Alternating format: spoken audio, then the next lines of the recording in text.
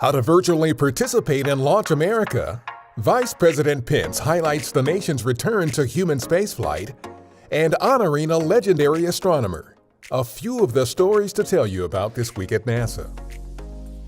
On May 20th, astronauts Bob Behnken and Doug Hurley arrived at our Kennedy Space Center in Florida ahead of their launch on NASA's SpaceX Demo 2 test flight to the International Space Station.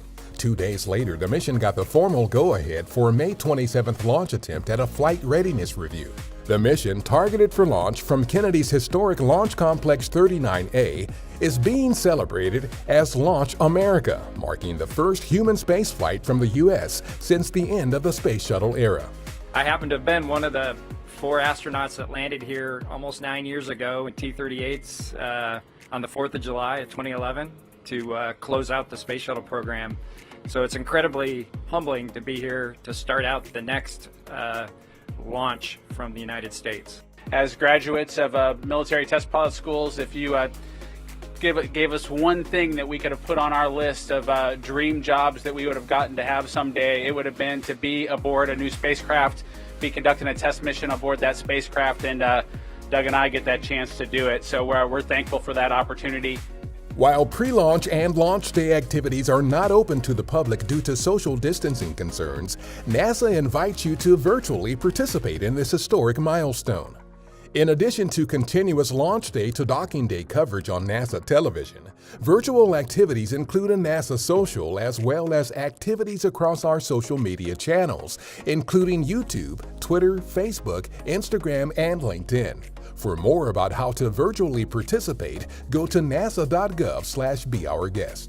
Welcome to the Launch America edition of the National Space Council. On May 19th, Vice President Mike Pence convened the 7th meeting of the National Space Council at our headquarters in Washington, D.C. Our Administrator Jim Bridenstine, as well as astronauts Bob Behnken and Doug Hurley, joined the event via live web streams to highlight NASA's SpaceX Demo 2 mission to the space station. On May 20th, we announced that the Wide Field Infrared Survey Telescope currently under development has been named in honor of the late Nancy Grace Roman, NASA's first chief astronomer. The telescope is targeted for launch in the mid-2020s to investigate long-standing astronomical mysteries and to search for distant planets beyond our solar system. NASA received 4 2020 Webby Awards and 4 People's Voice Awards highlighting the agency's diverse online offerings. We received an agency record 12 nominations this year. The Webby Awards are presented by the International Academy of Digital Arts and Sciences.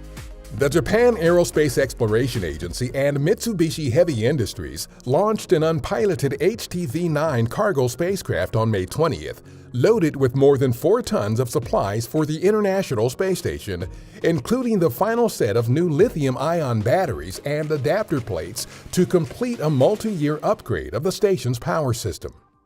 Annie Glenn, wife of late NASA astronaut and U.S. Senator John Glenn, died this week at age 100.